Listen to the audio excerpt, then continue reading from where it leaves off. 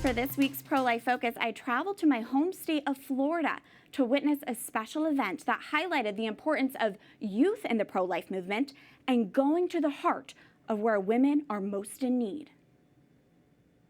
Going away to college is a time for growth, for learning, and for testing, both inside and outside the classroom. We see, not just on this college campus, but in general, like we see the attitude of individualism and use and the use of pleasure, namely.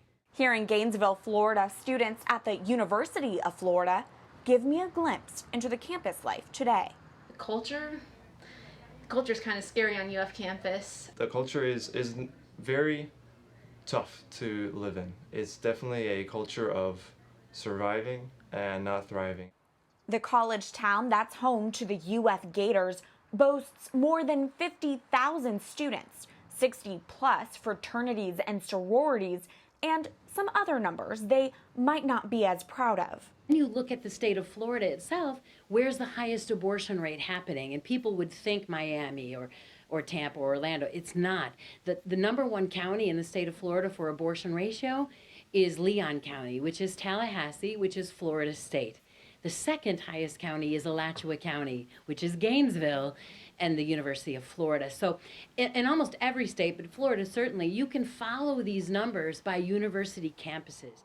Pam Stenzel sees a lot of students as the senior regional clinic coordinator for community pregnancy clinics.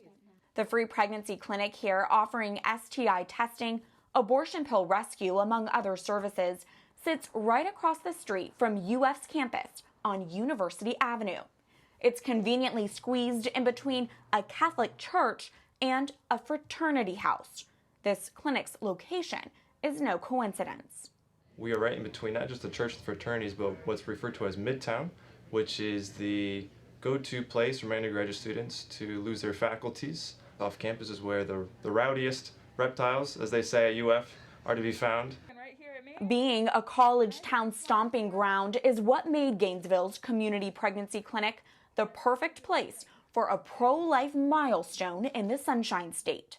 We are very honored that all of you have come and on this work of mercy.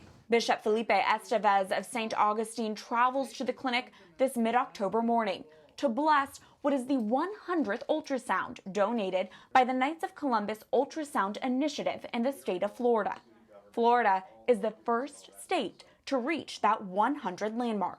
The machine is enabling the mother to hear, to sense the beat of the heart of the child.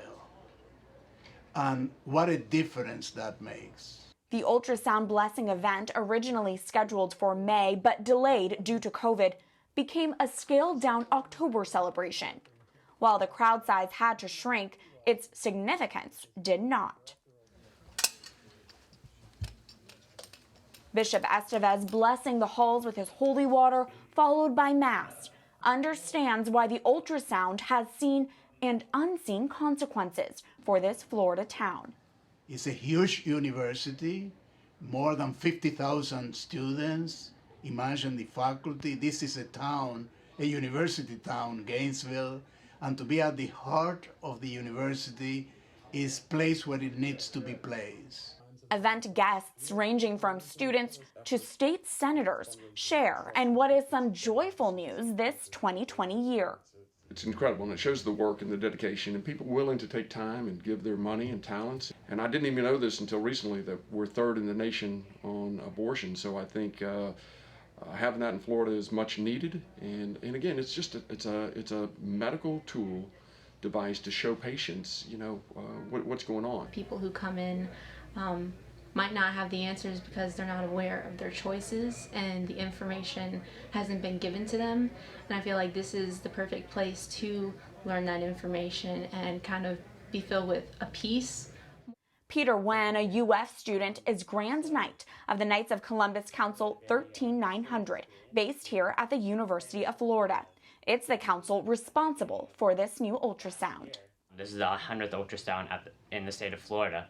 So how the process works is the Supreme Council matches the cost of the ultrasound. So if we're able to raise half, then Supreme will raise the other half, and we're able to place an ultrasound at the facility that needs it the most. His fellow students and council members agree that graduating to a new ultrasound in this clinic across the classroom helps to build a culture of life on campus.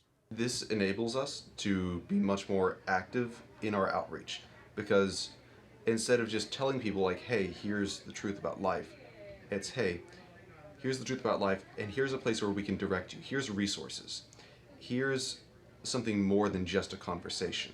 I think this location is an amazing place because we can point our peers and our fellow students to a place that they are familiar with, even if they don't know it. They walk by this building every day, sometimes multiple times a day, when they most need it, and they just don't know it's here, but we can tell them.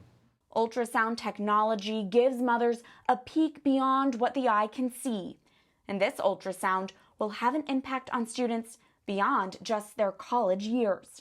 We're dealing with girls here in this clinic who maybe are juniors or seniors, who at freshmen didn't get the help they needed, had an abortion, now they find themselves in the situation again. And we get a chance to say, you know what, there's a better way. And as you know, saving a baby is saving generations. And that is an A+ pro-life initiative. As a Florida State University graduate, it's hard for me to bite my tongue and say something nice about Gainesville. But even I have to confess, the students and clinic staff I met there were incredibly compassionate and caring about the pro-life cause. A big thank you to community pregnancy clinics for inviting me to the ultrasound blessing. It was an honor to be there.